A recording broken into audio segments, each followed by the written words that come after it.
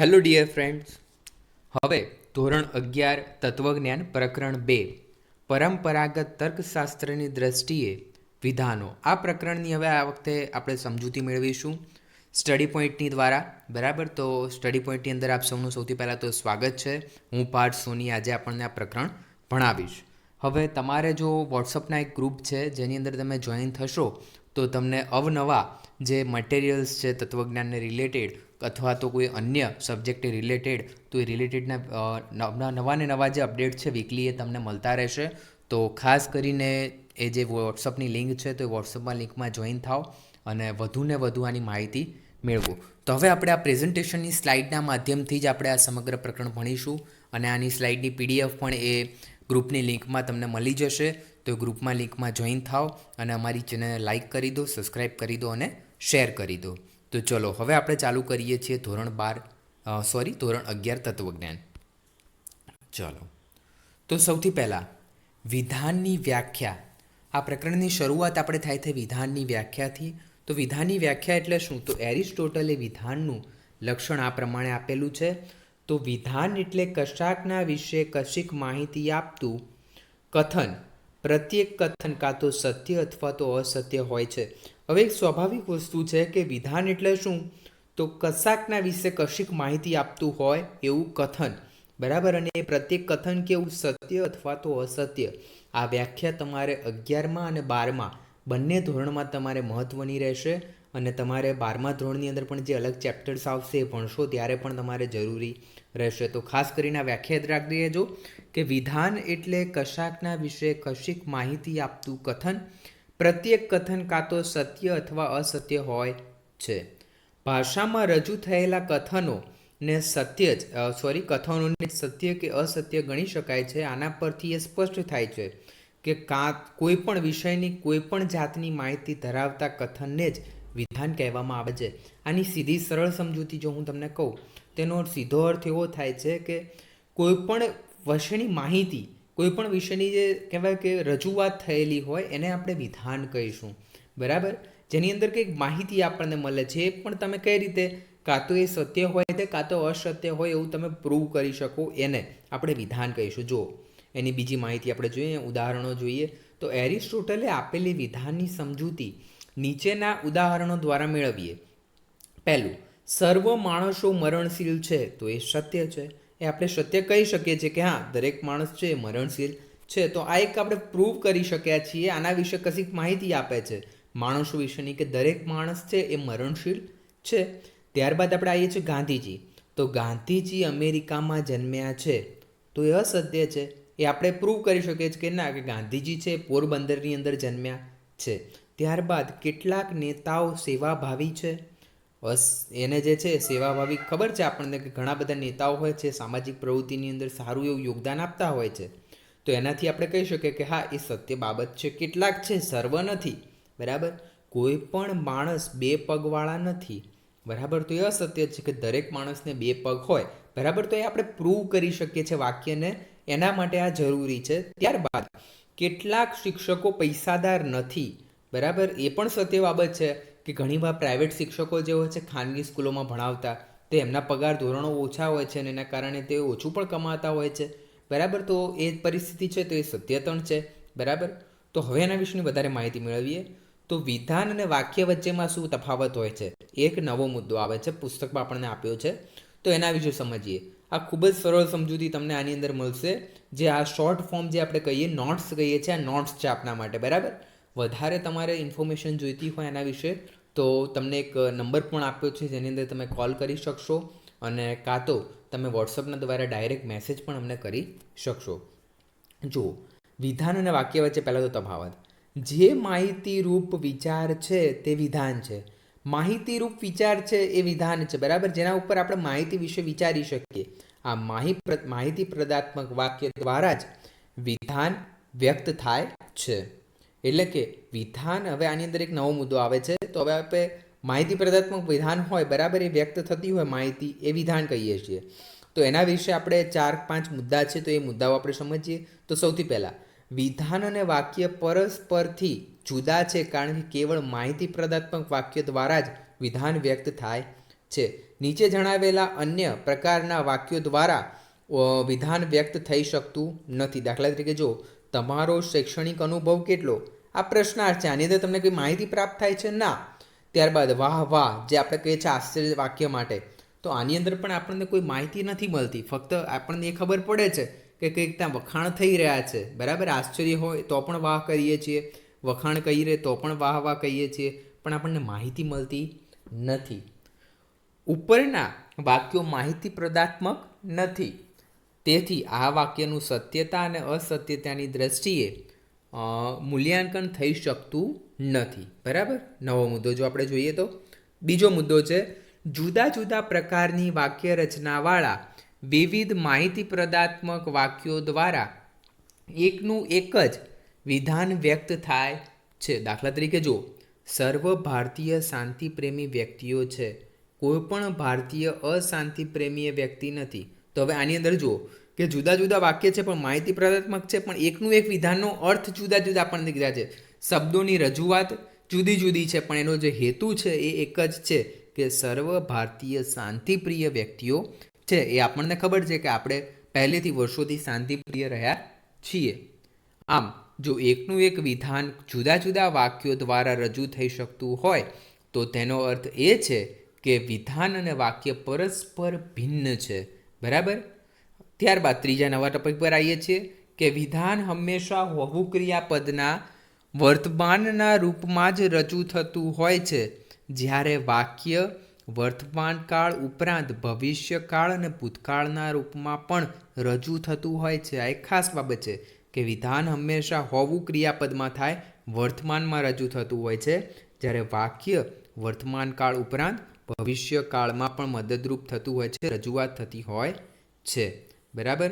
આની અંદર આપણે જોઈ શકીએ છીએ ચોથા નંબર પર કે જુદી જુદી ભાષાઓના અનેક વાક્યો અને વિધાનોમાં પણ એક જ વિધાન વ્યક્ત થતું હોય છે. દાખલા તરીકે જ્ઞાન એ જ સદગુણ છે, જ્ઞાન ही સદગુણ है, આ હિન્દીની અંદર છે, જ્ઞાન ही સદગુણ છે. ત્રીજા નંબર પર નોલેજ ઇઝ અ વર્ચ્યુઅલ, બરાબર. તો નોલેજ છે એ શું છે? સદગુણ છે, સારો ગુણ છે. તો જ્ઞાન સદગુણ, તો એ સંસ્કૃતની અંદર છે. તો આની અંદર શું ભાષા જુદી છે પણ એનો હેતુ એક જ છે કહેવાનો કે જ્ઞાન એ જ સદગુણ છે. ઉપરના વાક્યો અનુક્રમે ગુજરાતી, હિન્દી, અંગ્રેજી, સંસ્કૃત એમ જુદી જુદી ભાષામાં વ્યક્ત થયેલા હોવા છતાં આ બધા ઉદાહરણોમાં સમાનપણે એક જ વિધાન વ્યક્ત થાય છે.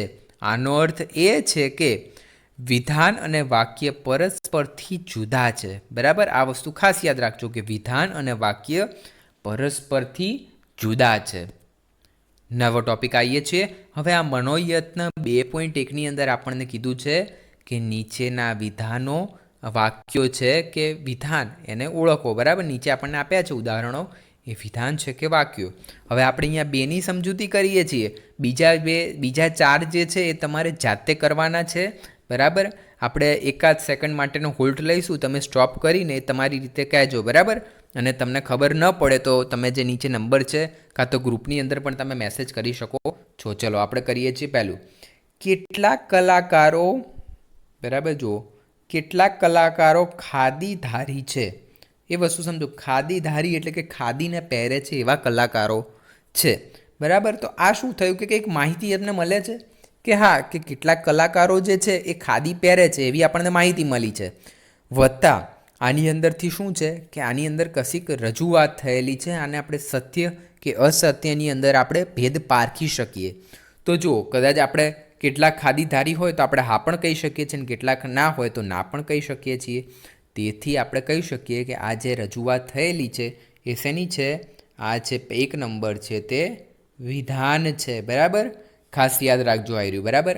ત્યારબાદ ખેમી ખમીરવંતી છે, ખેમી, બરાબર. ખેમી કોઈનું નામ છે અને ખમીરવંતી છે, બરાબર. હવે આની અંદર શું કહેવા માગે છે આપણને ખબર નથી પડતી, બરાબર. તો આની અંદર કોઈ આપણને માહિતી પણ નથી મળતી કે ન તો આપણને સત્ય છે કે અસત્ય એની પારખ આપણે કરી શકતા. તો આને આપણે શું કહીશું? વાક્ય, બરાબર. હવે નીચેના ચાર ઉદાહરણ છે તમારે જાતે કરવાના છે, બરાબર. તમને ખબર ન પડે તો જે આગળ કીધું એ પ્રમાણે તમે મેસેજ કરજો. બરાબર. ચલો હવે આપણે એક સેકન્ડ રાહ જોઈને હવે તમે તમારી રીતે કરજો, તમારી નોટમાં લખજો. બરાબર, તેથી તમને વધુ ખબર પડે. ચલો ત્યારબાદ નિરુપાધિક વિધાનની વ્યાખ્યા. તો હવે જુઓ, જે વિધાનમાં કોઈ પણ પ્રકારની શરત કે ઉપાધિ વગર સીધી માહિતી આપવામાં આવી હોય તે વિધાનને નિરુપાધિક વિધાન કહે છે. જ્યારે ધોરણ 12ની અંદર આવશો તમે તો ત્યારે આ વિષયનું એક આખું પ્રકરણ આવશે તમારે. બરાબર, એટલે આ વસ્તુને વધુ ને વધુ સારી રીતે સમજી લેજો, જેથી ધોરણ 12માં તમારે કોઈ તકલીફ પડે નહીં. બરાબર, તો એ જુઓ કે જે વિધાનમાં કોઈ પણ પ્રકારની શરત કે ઉપાધિ વગર સીધી માહિતી હોય જે તમારે સ્વીકારી જ લેવી પડે. બરાબર, એની અંદર કોઈ શરત હોય નહીં કે આને તમે પ્રૂવ કરવું પડે કે આ સત્ય છે કે અસત્ય, પણ એને સ્વીકાર તમારે કરી લેવો પડે. એટલે કે એ માહિતી હોય સીધી હોય અને કોઈ પણ શરત કે ઉપાધિ હોય નહીં, એને નિરુપાધિક વિધાન કહીએ. બરાબર, તો હવે એની અંદર જુઓ, સર્વ વડીલો માનનીય વ્યક્તિઓ છે. હવે આની અંદર તમે ના પાડી શકો? ના, દરેક વડીલ જે હોય એ સન્માનનીય હોય. બરાબર, એ માનનીય હોય. બરાબર, એટલે કે એ જે છે એ નિરુપાધિક વિધાન છે. ત્યારબાદ કેટલાક વડીલો રૂઢિચુસ્ત વ્યક્તિઓ નથી. જે આપણને ખબર હોય કે અત્યારે નવી જનરેશન બદલાઈ રાખે છે, નવા કહેવાય કે નવી સંશોધન અને અત્યારનો જે વૈજ્ઞાનિક યુગ જે છે આપણો મોડર્ન જનરેશન, તો એ મુજબ ઘણા વડીલો જે હોય છે મોડર્ન હોય છે. બરાબર, અત્યારે ઘણા બધા વડીલો હોય છે તો જીન્સ પેન્ટને પહેરે છે, તો એ શું કહ્યું કે રૂઢિચુસ્ત વ્યક્તિઓ નથી. ત્યારબાદ જોઈએ નિરુપાધિક વિધાનનું બંધારણ. તો નિરુપાધિક વિધાન હોય ને એ કઈ રીતે બંધાયેલું, એના આવશ્યક અંગો 3 છે. પહેલું ઉદ્દેશ્ય પદ, બીજું વિધેય પદ અને ત્રીજું સંયોજન. ઉપરોક્ત નિરુપાધિક વિધાનના 3 અંગોની સમજૂતી મેળવીએ. ચલો ત્યારબાદ જોઈએ. તો પહેલું નિરુપાધિક વિધાન જેને લગતું હોય ને એને ઉદ્દેશ્ય પદ કહેવાય. દાખલા તરીકે જો ભારત લોકશાહી દેશ છે તો તેમાં ભારત છે એ ઉદ્દેશ્ય પદ છે. જેનો ઉદ્દેશ્ય છે જે આપણો કહેવાનો, એ જેના પર આપણે કીધેલું છે વસ્તુ, એને આપણે શું કહીશું? ઉદ્દેશ્ય પદ. બરાબર, ભારત છે તે શું છે? ઉદ્દેશ્ય પદ છે. ત્યારબાદ ઉદ્દેશ્ય પદ વિશે નિરુપાધિક વિધાનમાં જે માહિતી આપેલી હોય તેને વિધેય પદ કહેવાય છે. દાખલા તરીકે ભારત યુદ્ધપ્રિય રાષ્ટ્ર નથી, તો આની અંદર યુદ્ધપ્રિય રાષ્ટ્ર કોણ? ભારત યુદ્ધપ્રિય રાષ્ટ્ર નથી, તો એ શું થયું? વિધેય પદ થયું. બરાબર, સેના વિશે આપણે પૂછીએ, બરાબર, તો એ ઉદ્દેશ્ય પદ. પણ શું પૂછીએ? વોટ, તો એ વોટ જે છે એ વિધેય પદ આપણે નક્કી કરીએ છીએ. આપણે પ્રશ્ન પૂછીએ કે શું, સેના વિશે, તો એ શું? તો એ થયું ઉદ્દેશ્ય પદ, સોરી, એ થયું આપણે વિધેય પદ. અને જે આપણે પૂછીએ કે સેના પર, તો એ થયું એ ઉદ્દેશ્ય પદ. બરાબર, આ વિધેય પદ અને આ થયું ઉદ્દેશ્ય પદ. ત્યારબાદ ત્રીજા નંબર પર જેના દ્વારા નિરુપાધિક વિધાનના ઉદ્દેશ્ય પદ અને વિધેય પદને સાંકળવામાં આવે છે તેને સંયોજક કહે છે. દાખલા તરીકે છે, નથી, આની અંદર જુઓ છે આપેલું છે, ત્યારબાદ અહીંયા છે, અહીંયા નથી છે, તો આ બધું જે થયું આપણે જોઈન્ટ કર્યું એને શું કહ્યું છું? સંયોજક. તમારે આની વ્યાખ્યા પૂછાશે બરાબર પરીક્ષામાં, તો તમારે આ વ્યાખ્યા લખવાની રહેશે. બરાબર, જો આના વિશેની તમને ખબર પડી કે વર્તમાન કાળના રૂપો સંયોજકો છે. બરાબર, છે, હોવું. બરાબર, ટુ બીના રૂપો જેને આપણે કહીએ છીએ.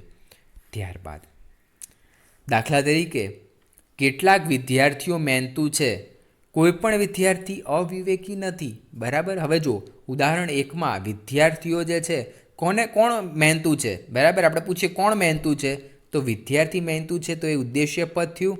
મહેનતુ છે એ વિધેય પદ છે, સંયોજક દ્વારા સાંકળવામાં આવ્યું છે. બરાબર, છે સંયોજક દ્વારા સાંકળવામાં આપણે આવેલું છે આને. ઉદાહરણ 2 આપણે જોઈએ, એમાં વિદ્યાર્થી ઉદ્દેશ્ય પદ છે, અવિવેકી એ વિધેય પદ છે અને નથી સંયોજક દ્વારા સાંકળવામાં આવ્યું છે. ચલો ત્યારબાદ નિરુપાધિક વિધાનના વર્ગોની સમજૂતી. બરાબર, નિરુપાધિક વિધાન એટલે કે વર્ગ એટલે અમુક વિશિષ્ટ ગુણો કે લાક્ષણિકતાઓ સમાનપણે ધરાવનાર વ્યક્તિ કે પદાર્થોનો સમૂહ. બરાબર, દાખલા તરીકે માનવ વર્ગ છે કારણ કે તે માનવ તરીકે વિશિષ્ટ લાક્ષણિકતાઓ જેવી કે બુદ્ધિશીલતા, પ્રાણતત્વ ધરાવનાર વ્યક્તિઓના સમૂહનું નિર્દેશન કરે છે, બરાબર. શું છે કે અમુક વિશિષ્ટ ગુણ અને લાક્ષણિકતાઓ સમાનપણે ધરાવતો પદાર્થો કે વ્યક્તિઓનું જૂથ. એટલે કે માનવ, તો માનવની અંદર શું હોય? પ્રાણ હોય, બરાબર, જીવ હોય. ત્યારબાદ એનામાં બુદ્ધિશીલતા હોય. તો એ શું થયું છે? એ વર્ગ આપણે કયો માનવ છે એ વર્ગ છે. વર્ગ જે પદાર્થ કે વ્યક્તિઓનો બનેલો હોય છે તે પદાર્થો કે વ્યક્તિઓના વર્ગના સભ્યો મેમ્બર ઓફ ધ ક્લાસ કહેવામાં આવે છે. વર્ગના સભ્યો. તમારે પૂછાય કે વર્ગના સભ્યો કોને કહેવામાં આવે છે? તો જે પદાર્થો કે વ્યક્તિઓનો બનેલો હોય છે જે વર્ગ, બરાબર, તે પદાર્થો કે વ્યક્તિઓને વર્ગનો સભ્યો કહેવામાં આવે છે. દાખલા તરીકે માનવ વર્ગના પ્રત્યેક સભ્યો જેવા કે એરિસ્ટોટલ, પ્લેટો, ગાંધીજી વગેરે જેવી પ્રત્યેક વ્યક્તિને માનવ તરીકેનો ઉલ્લેખ શકાય છે, બરાબર. એ વર્ગના સભ્યો હતા. ત્યારબાદ બીજું, વર્ગ સમાવેશન અને વર્ગ વચ્ચેના સંબંધો. હવે તમે જુઓ, પહેલું, એક વર્ગના સર્વ સભ્યો બીજા વર્ગમાં સમાવેશ પામે છે તો આપણે બે વર્ગ વચ્ચેના વર્ગ સમાવેશનના સંબંધનો સંપૂર્ણપણે સ્વીકાર કર્યો છે એમ કહી શકાય. તો એ જ રીતે અહીંયા જુઓ, એક વર્ગના કેટલાક સભ્યોના બીજા વર્ગમાં સમાવેશ પામે છે એમ કહેવામાં આવે તો આપણે બે વર્ગના વચ્ચેના વર્ગ સમાવેશનના સંબંધનો આંશિક રીતે સ્વીકાર કર્યો છે એમ કહેવાય. જો આની અંદર હું તમને સમજાવું. પહેલું, આની અંદર સમજણ ન પડી હોય ફરી વાર સમજીએ. એક વર્ગના સર્વ સભ્યોના બીજાની અંદર સમાવેશ થાય. હવે વર્ગની અંદર તમે સમજી લો સ્કૂલનો તમારો ક્લાસ, બરાબર. તમારા બે ક્લાસો, એ ડિવિઝન ને બી ડિવિઝન, બરાબર, ભાગ એ અને ભાગ બી, બરાબર. તો હવે એની અંદરના એ વિભાગના દરેક સભ્યો છે, દરેક સ્ટુડન્ટ છે એ બીમાં એ છે એના બધા જ સભ્યો એ બી ક્લાસની અંદર ભેગા થઈ જાય. બંને ક્લાસ ભેગા થયા એને સર્વ સભ્યોનો શું થયો? સમાવેશન થયું એમ કહી શકાય. હવે આની અંદર તમે જોઈએ આપણે બીજાની અંદર. તો હવે એ ક્લાસ છે અહીંયા અને બી ક્લાસ છે, બરાબર. એની અંદર ગર્લ્સના માટે આપણે પ્લસ મૂકીએ છીએ, બોયઝના માટે માઇનસ. અહીંયા પણ ગર્લ્સ માટે પ્લસ, બોયઝ માટે માઇનસ.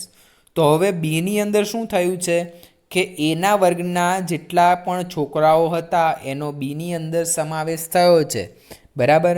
તો આપણે શું કરવાનું છે કે બી પ્લસ માઇનસ બી અને એ રીતે એ માઇનસ, બરાબર, કે એના જેટલા ફક્ત કોણ સમાવેશ થયું? એના છોકરાઓ જ સમાવેશન થયો છે, બોયઝનો સમાવેશ થયો છે, એટલે કે અમુક સભ્યોનો સમાવેશ થયો. એ જ રીતે હવે જો આની વધારે સમજૂતી તો સમજણ પડશે. જુઓ તમે, એક વર્ગના એક પણ સભ્ય બીજા વર્ગમાં સમાવેશ પામતો નથી એમ કહેવામાં આવે તો એ વર્ગ વચ્ચેના વર્ગ સમાવેશના સંબંધનો સંપૂર્ણ નિષેધ કર્યો છે એમ કહી શકાય. જો એક વર્ગના એક પણ સભ્યનો બીજા વર્ગમાં સમાવેશ ન થાય, બરાબર, એ ડિવિઝન છે તો એ ડિવિઝનના કોઈ પણ વિદ્યાર્થીનો બી ડિવિઝનમાં સમાવેશ થાય નહીં. સરળ સમજૂતી, બરાબર. ત્યારબાદ ચોથા નંબર પર જુઓ, એક વર્ગના કેટલાક સભ્યો બીજા વર્ગમાં સમાવેશ પામતા નથી એમ કહેવામાં આવે તો આપણે બે વર્ગ વચ્ચેના વર્ગ સમાવેશનના સંબંધનો આંશિક રીતે નિષેધ કર્યો છે. શું કીધું? એક વર્ગના કેટલાક સભ્યો બીજા વર્ગમાં સમાવેશ પામતા નથી, બરાબર. તો હવે એની અંદર પણ આપણે થયું કે કોઈ પણ એક વર્ગના કેટલાક સભ્યો પણ નિષેધ પામતા નથી, એટલે કે એની અંદર બીની અંદર કોઈ પણ સમાવેશન થતું નથી. ચલો ત્યારબાદ આપણે જોઈએ છીએ કે એમ કહી શકાય કે આમ જો બે વર્ગ વચ્ચેના વર્ગ સમાવેશનનો સંબંધ સંપૂર્ણ કે આંશિક રીતે સ્વીકાર થયો હોય તો બંને વચ્ચે વિધાયવાચક સંબંધ છે એમ કહેવાય. જો બે વર્ગ વચ્ચેના વર્ગ સમાવેશનના સંબંધનો સંપૂર્ણ કે આંશિક રીતે નિષેધ થયો હોય તો બંને વર્ગ વચ્ચે નિષેધવાચક સંબંધ છે એમ કહી શકાય, બરાબર. આનો હવે એક જોઈએ, બરાબર. અહીંયા જુઓ, આપણે મનોયત્ન 2.2 છે એ તમને આપેલું છે પુસ્તકની અંદર, તો એ તમે જુઓ તો એની અંદર તમને ખબર પડશે કે આટલા ઉદાહરણો આપ્યા છે. આનાથી વિશેષ આપણે બે ઉદાહરણની સમજૂતી મેળવીએ. બીજા બે ઉદાહરણ તમારે જાતે કરવાના છે. તમને ખબર ન પડે તો તમે મને પૂછી શકો છો. તો હવે જુઓ, આની અંદર ઉદ્દેશ્ય પદ અને વિધેય પદ લખવાનું કીધું છે. હવે આપણને પહેલું ઉદાહરણ જુઓ કે સર્વ વેપારીઓ સાહસિક છે. સર્વ છે, જુઓ અહીંયા ફરી વાર આપણે જોઈએ છે કે સર્વ વેપારીઓ સાહસિક છે, બરાબર. સર્વ ઉદ્દેશ્ય પદ શેના વિશે માહિતી આપે? સાહસિકો. કોણ? તો કે વેપારીઓ. વિધેય પદ તો વેપારીઓ કેવા છે? સાહસિકો, બરાબર. તો એને આપણે શું કહીશું? જે આપણે કહીએ તો ઉદ્દેશ્ય પદ આનું શું છે? વેપારીઓ, અને વિધેય પદ શું છે? સાહસિકો. ત્યારબાદ કેટલીક દવાઓ કડવી હોતી નથી, તો એ શું છે? ઉદ્દેશ્ય પદ આમાં શું છે? તો શેના વિશે માહિતી આપી? કડવી શું છે? દવાઓ. તો દવાઓ શું છે? એ ઉદ્દેશ્ય પદ છે, બરાબર. અને જે કડવી જે છે એ શું છે? વિધેય પદ, બરાબર. ત્યારબાદ નિરુપાધિક વિધાનના પ્રકારો. તો નિરુપાધિક વિધાનના પ્રકાર બે દ્રષ્ટિએ પડે છે. પહેલું ઇયત્તાની દ્રષ્ટિએ અને બીજું ગુણની દ્રષ્ટિએ. પહેલું ઇયત્તાની દ્રષ્ટિએ નિરુપાધિક વિધાનના પ્રકારો. તો ઇયત્તા એટલે શું? તો વિધાનના ઉદ્દેશ્ય પદ દ્વારા નિર્દેશાતા વર્ગના કેટલાક સભ્યોનો, બરાબર. જો કેટલાક સભ્યોનો, મિસ્ટેક થઈ ગઈ મારી.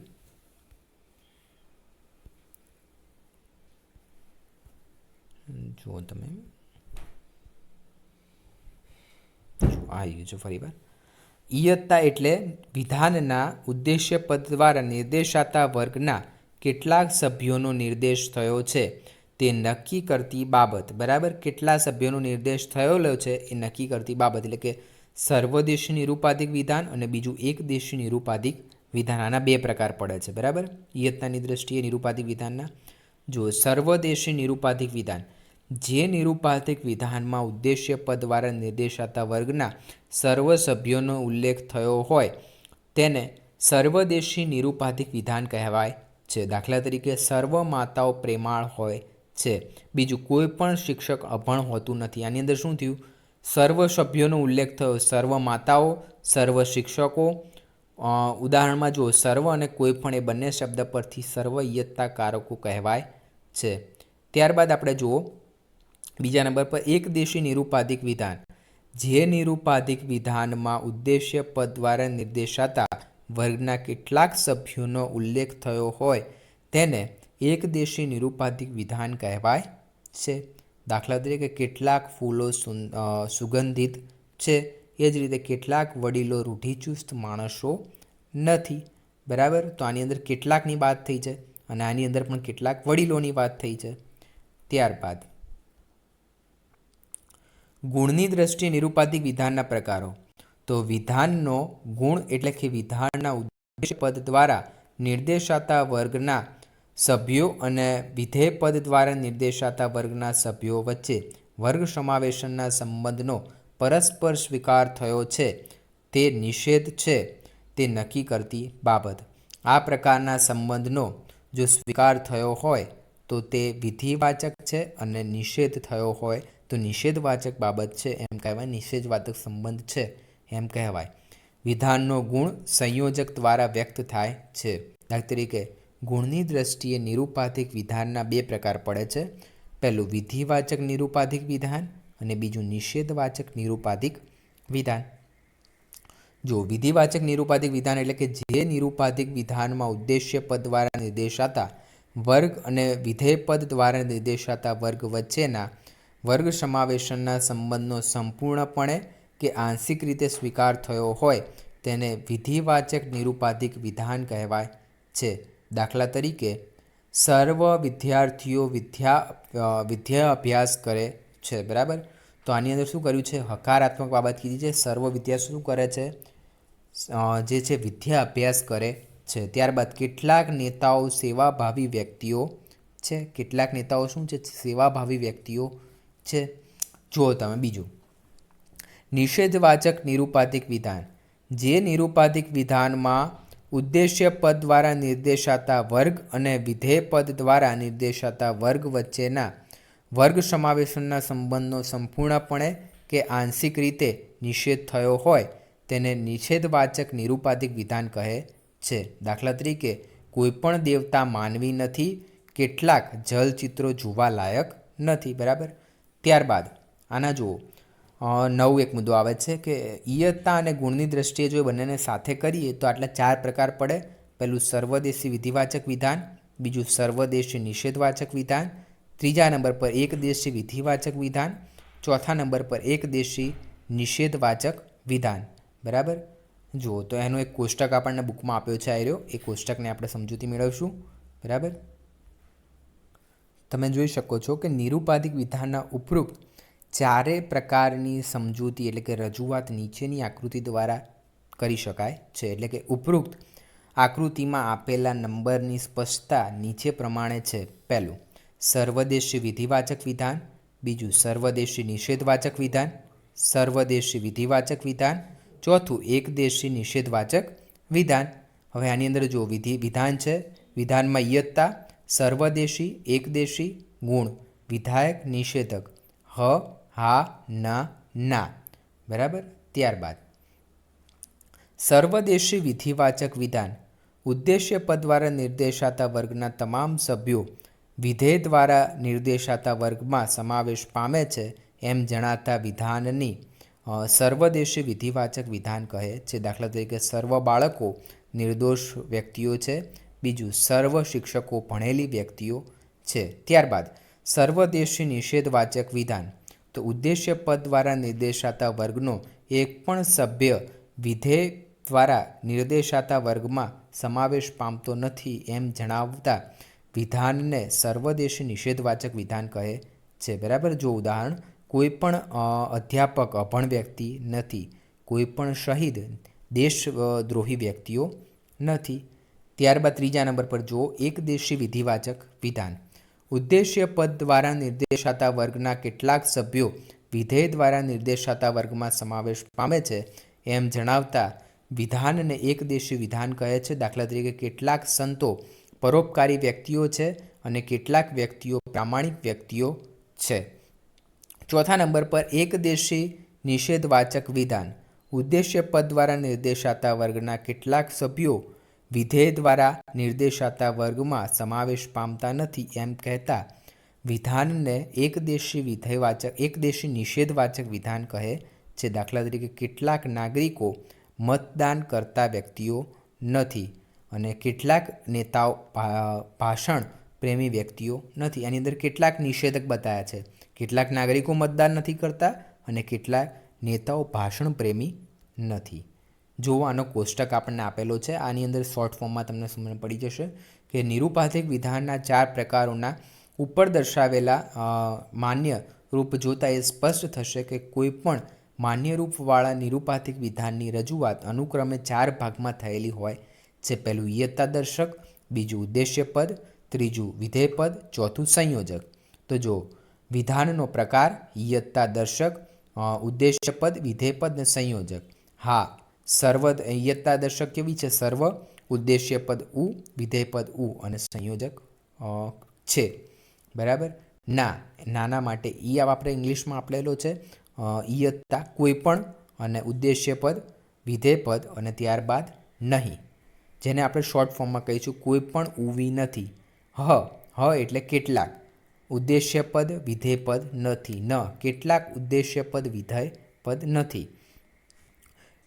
વિશિષ્ટ વ્યક્તિવાચક વિધાનનો સર્વદેશી વિધાન તરીકે ઘટાડી શકાય છે જો વિધાનમાં વર્ગ સમાવેશનના સંબંધનો સ્વીકાર થયો હોય તો તે હા વિધાન ગણાય છે અને જો નિષેધ થયો હોય તો તે ના વિધાન ગણાય છે. દાખલા તરીકે ગાંધીજી રાષ્ટ્રપિતા છે, હા, અને બીજું તત્વજ્ઞાન અઘરો વિષય નથી, તો એ ના.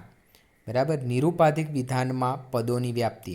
તો નિરુપાધિક વિધાનોની બનેલી દલીલોનું મૂલ્યાંકન કરતી વખતે નિરુપાધિક વિધાનનું ઉદ્દેશ્ય પદ તેમજ વિધેય પદ વ્યાપ્ત કે અવ્યાપ્ત છે એ નક્કી કરવું જરૂરી છે. તેથી નિરુપાધિક વિધાનના 4 પ્રકારોમાં આવતા પદોની વ્યાપ્તિ અંગે નિર્ણય કરવો જરૂરી છે. તો આના વિશે સમજીએ કે વ્યાપ્ત પદ એટલે શું અને અવ્યાપ્ત પદ એટલે શું એ જાણવું જરૂરી છે. વ્યાપ્ત પદ. તો વિધાનમાં જે પદના સર્વ સભ્યનો ઉલ્લેખ થયો હોય તો તે વર્ગના નિર્દેશ કરનારું પદ ઉદ્દેશ્ય પદ એટલે કે વિધેય પદ વ્યાપ્ત પદ કહે છે. બીજું અવ્યાપ્ત પદ ડિસ્ટ્રીબ્યુટેડ ટર્મ્સ એટલે કે વિધાનમાં જે વર્ગના કેટલાક સભ્યોનો ઉલ્લેખ થયો હોય તે વર્ગના નિર્દેશ કરનારું પદ જેને આપણે અવ્યાપ્ત પદ કહીએ છીએ. બરાબર. ચલો ત્યારબાદ તો ઉદ્દેશ્ય પદની વ્યાપ્તિ, ઉદ્દેશ્ય પદનો નિયમ, વિધેય પદની વ્યાપ્તિ અને વિધેય પદની વ્યાપ્તિનો નિયમ, આ બધું જ આની અંદર આપણને સમજાઈ જશે. તો આની અંદર જો પહેલું વિધાન હા તો વ્યાપ્ત હોય અને એનું વિધેય પદ અવ્યાપ્ત હોય. ત્યારબાદ ના વિધાન, એનું ઉદ્દેશ્ય પદ વ્યાપ્ત હોય, વિધેય પદ વ્યાપ્ત હોય. ત્યારબાદ આવીએ છીએ હનું ઉદ્દેશ્ય પદ અવ્યાપ્ત હોય છે, એનું વિધેય પદ અવ્યાપ્ત હોય છે. અને નનું વિધાન અવ્યાપ્ત હોય છે અને વિધેય પદ વ્યાપ્ત હોય છે. તો તમે જુઓ વ્યાપ્ત વ્યાપ્ત અવ્યાપ્ત અવ્યાપ્ત, અવ્યાપ્ત વ્યાપ્ત અવ્યાપ્ત વ્યાપ્ત, આના દ્વારા આપણે સીધી સમજૂતી આપણને મળી જશે. ચલો ત્યારબાદ જો ધોરણ 11 અને 12 આર્ટ્સના વિદ્યાર્થીઓ ઓનલાઈન કે ઓફલાઈન ક્લાસમાં જોડાવા ઈચ્છતા હો તો તમે નીચેના નંબર પર સંપર્ક કરી શકો છો. ત્યાં સુધી અમારી ચેનલને લાઇક કરી દેજો, સબસ્ક્રાઈબ કરી દેજો અને શેર કરી દેજો, જેથી તમને નવા ને નવા વિડીયો મળતા રહેશે. તો સ્ટડી પોઈન્ટની અંદર આપનો ખૂબ ખૂબ આભાર. Be better, learn better. Thank you.